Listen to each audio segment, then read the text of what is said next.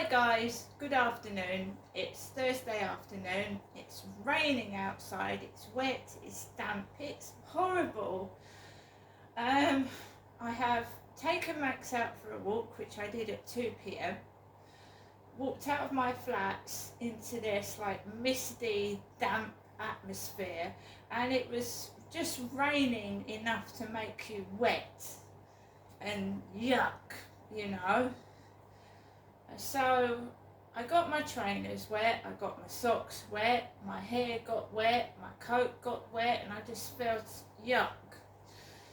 But Max and I went onto the field. We had a good walk, he had a run, and then as I'm writing all this down in my journal because it's obviously start up again, isn't it? We had BT Openreach knocking at my door yesterday, which I don't need BT Openreach internet. I've got hyper optic. So it's whenever my mum rings the phone, it's starting again, and it gives me a headache and it makes me get slightly annoyed. So I was on my way back off of the field, and the first guy, he had a black dog and he put his dog on the lead when he saw Max and I come in. But the woman, she had two small dogs, right? And they come bounding over. And I thought, I don't want this to start again. So I moved across the field out the way, and they bounded over these dogs, but they went back. So there was no trouble. I don't want to be put in a position where I have to tell people politely that I don't want their dog jumping on my bad knee or on my dog, because he's really tiny. So what I do is I've been told not to pick Max up. If dogs come over, I've been told not to pick Max up. So I just left him on the lead by my side. But it's just politeness, isn't it? Just to put your dogs on a lead till someone's walked past, right? You know? So I thought, right, we're not having this again. I turned around and I pulled Max away from the dogs, and I just ignored her dogs, and I kept cool and calm and didn't get stressed, and I just moved him and walked him out the way. Right, what you don't understand is, it's not me that's, I don't mind being friendly to people, and I know there's accidents because mine's done it, right? But there are a lot of germs about, there are a lot of illnesses about, and dogs get them as well. And dogs stick their noses down shit, and they put their paws on mud, and I don't want somebody else's dog getting their shit all over my trousers, or on my dog, which is clean, right? They also lick things and they've got germs on their tongues, that's all.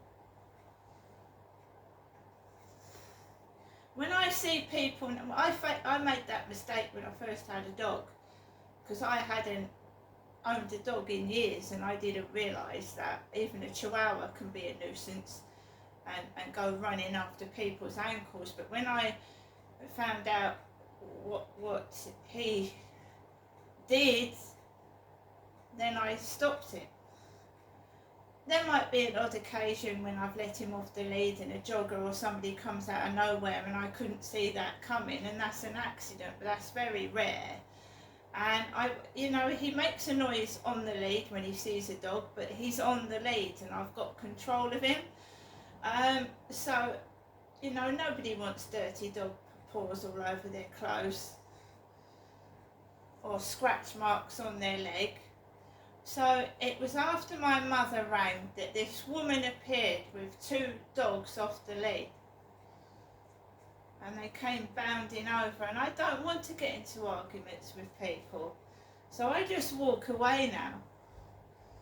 And if people want to be rude to me and not apologise, just go ahead and do it. I've got more respect for myself, and I'm polite and nice. If my dog accidentally jumps on somebody, I apologise. I don't stand there and watch. So you carry on, these bullies doing what they're doing. I mean, it gets caught on camera anyway. So, like yesterday, I came home, and yesterday I wanted to get baked potatoes, but I forgot them, just baked potatoes. And I thought, well, shall I get them today, because I might not feel like going out tomorrow, because my mood fluctuates. I suffer from anxiety and depression, and I was watching a girl on TikTok, just like myself, going into a shop and having a panic attack. Just the simple thing of pushing a trolley around, because, you know, a lot of women are attacked outside.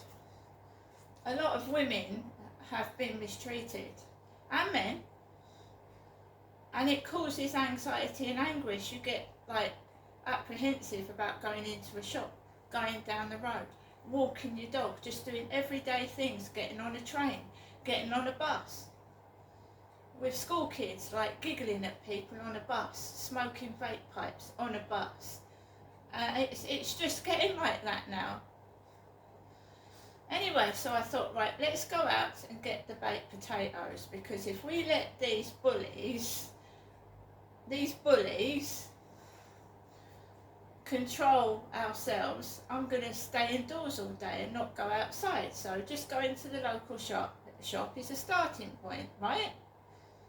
And I'm not standing for any bullying or funny business, and I don't have to shout and get angry. Right, so I went in there, grabbed a black basket, as I write in my journal. I saw 2 members of staff in there, one male that wears glasses and one female, right? Now, I didn't want to interact with staff. I didn't want to. It was a case of I was forced to, because I just didn't buy a lot. I wanted to use the self-service checkout, and I didn't want to buy very much. But I was forced to interact with staff because of stupid little things. Right, so I walked in the store, grabbed a basket. I'm going to show you what I've got first. Not a lot. This is all after my mother rang the phone. Grown in Britain baking potatoes, microwave for 7 minutes, microwavable potatoes, brilliant. About 80p. I haven't got a receipt because I wasn't offered one, but I did use my Tesco club card. Butterkist crunchy toffee popcorn. I don't know how much it is. This bit of shopping came to £10. So we've got 80p for baked potatoes.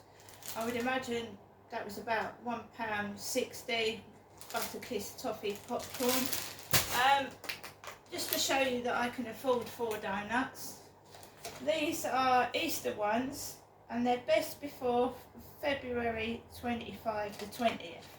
I'm not going to eat 4 donuts in one day, but I'm going to eat one and I'll put the rest in the fridge, but near its expiry date. Should be reduced, right? Well, I think so, because they have more of them. So I've got some donuts, Easter ones, so I don't need to pick people's donuts off the bench, right? I've got some honey roast ham, just to top up the ham. We've got some Crystal Original Bic Biros ballpoint pens, because I'm writing in my journal again and my pens are about to expire and run out of ink. So 4 Crystal Original black pens, £2, 3, 4, 5, 6, 7, yeah, £10. 1 Yuzu, £1.40 banana flavour. 1 Pepsi Max, it's got no sugar, about 80p. And the Sun, £1.10p. And I just want to read you something briefly out of the Sun. all the Daily Mails have been sold out. None in there. Let me sit down and read you this. Cop sent flirty texts to victims of abuse. By Paul Sims. It's a good name, isn't it? Sims is a game. A cop sent flirty and sexual texts to a revenge porn victim who he was meant to help. Stuart Trentham, 41, was assigned to assist a woman in July 2022 after sexually explicit pictures of her were leaked online. But he sent the images to his personal email and lied to her that the case was still active despite it being shelved. The dad of two, sent her inappropriate messages, including saying he preferred curvy women and sexualized emojis. The victim reported him to his South Yorkshire force, saying her life had been ruined. Trentham quit in December 23 after an internal investigation. His solicitor told Sheffield Crown Court that the offences were linked to the breakdown of his client's marriage. Trentham admitted willful misconduct and got 9 months jail. Policeman Bent Copper.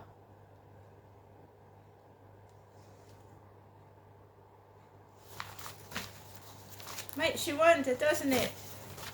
When these police, the PC Eiderdown, whatever his name was, wanted me to keep giving him information about Sean Clark's filthy text to myself and any pictures, and that case was closed.